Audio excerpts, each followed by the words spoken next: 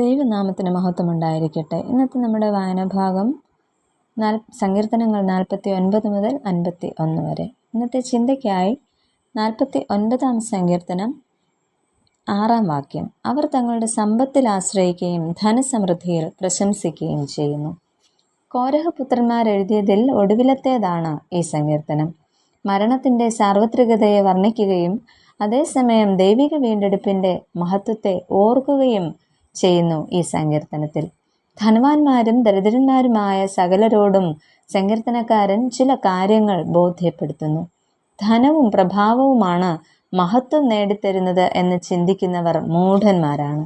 ലോകത്തിലെ സമ്പത്തിനെയും അധികാരം കൊണ്ടുള്ള അഹങ്കാരത്തെയും അവസാനം മനുഷ്യർ നേരിടേണ്ടി വരുന്ന മരണത്തെയും കുറിച്ചുള്ള പ്രബോധനമാണ് ഈ സങ്കീർത്തനത്തിൽ കാണുവാനായിട്ട് കഴിയുന്നത്. ചില ചിന്തകൾ പങ്കുവെക്കട്ടെ. ഒന്നാമതായിട്ട്, സമ്പത്തിലല്ല, നമ്മെ വീണ്ടെടുക്കുന്ന ദൈവത്തിൽ ആശ്രയിക്കുക. സകലർക്കും വേണ്ടിയുള്ളതായ ഒരു സന്ദേശമാണ് ഇത്. കാരണം ശ്രേഷ്ഠ ജനം, സാമാന്യ ജനം, ധനവാന്മാർ, ദരിദ്രർ, അങ്ങനെ സമൂഹത്തിലെ എല്ലാ ശ്രേണിയിലുമുള്ളവരെ ഈ സങ്കീർത്തനത്തിൽ ഉൾക്കൊള്ളിച്ചിരിക്കുന്നതായി കാണുന്നു. പീഡകർ ചുറ്റി വളഞ്ഞ് പീഡിപ്പിക്കുന്ന അവസ്ഥയെക്കുറിച്ച് പറയുന്നു. അവർ തങ്ങളുടെ സമ്പത്തിലും ധനസമൃദ്ധിയിലുമാണ് ആശ്രയം വച്ചിരിക്കുന്നത്. അതിനാൽ അവർ ജീവനുള്ള ദൈവത്തിൽ നിന്നും അന്യപ്പെട്ട് തങ്ങൾക്കുള്ള സമ്പത്തിനെ അവർ ദൈവമാക്കി വച്ചിരിക്കുന്നു. അതുകൊണ്ട് തൽക്കാലത്തേക്ക് തങ്ങൾ ശക്തരാണെന്ന് അവർക്ക് തോന്നിയാലും അത് നിലനിൽക്കാത്ത ആശ്രയമായിട്ട് തീരും എന്നാണ് സങ്കീർത്തനക്കാരൻ പറയുന്നത്. അതിനാൽ എത്ര വലിയ സമ്പത്തുണ്ടായാലും ഒരുവന് തൻ്റെ ജീവനെയോ സഹോദരൻ്റെ ജീവനെയോ മരണത്തിൽ നിന്നും വീണ്ടെടുക്കുവാനായിട്ട് സാധ്യമല്ല. ബുദ്ധിമാന്മാരും ബുദ്ധിഹീനരും ഒരുപോലെ മരിക്കുന്നു. കൂട്ടിവച്ചിരിക്കുന്ന സമ്പത്ത് മറ്റുള്ളവർക്ക് വിട്ടുകൊടുക്കേണ്ടിയും വരുന്നു.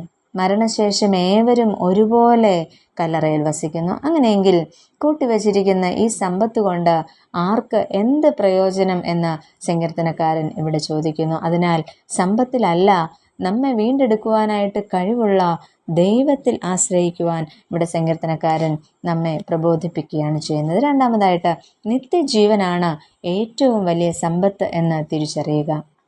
നമുക്ക് ദൈവം നൽകിയിരിക്കുന്ന ജീവൻ്റെ വില നമ്മൾ തിരിച്ചറിയണം. മരണത്തിന് കീഴ്പ്പെടുത്താൻ കഴിയാത്ത നിത്യജീവനാണ് ഈ ലോകത്തിലെ ഏറ്റവും വലിയ സമ്പത്ത് എന്ന് നമ്മൾ തിരിച്ചറിയേണ്ടിയിരിക്കുന്നു. ഒരു മനുഷ്യൻ പെട്ടെന്ന് ധനവാനാകുമ്പോൾ നമ്മൾ ഭയപ്പെടേണ്ട കാര്യമില്ല. കാരണം ആ സമ്പത്ത് മരണത്തിനപ്പുറത്തേക്ക് കൊണ്ടുപോകുവാനായിട്ട് ആർക്കും സാധ്യമല്ല. അതിനാൽ സമ്പത്തുണ്ടായിട്ടും ദൈവത്തെ അറിയാതിരിക്കുന്നതും ദൈവം നൽകിയ ജീവൻ്റെ മൂല്യം തിരിച്ചറിയാതിരിക്കുന്നതുമാണ് ഏറ്റവും വലിയ ബുദ്ധിഹീനത.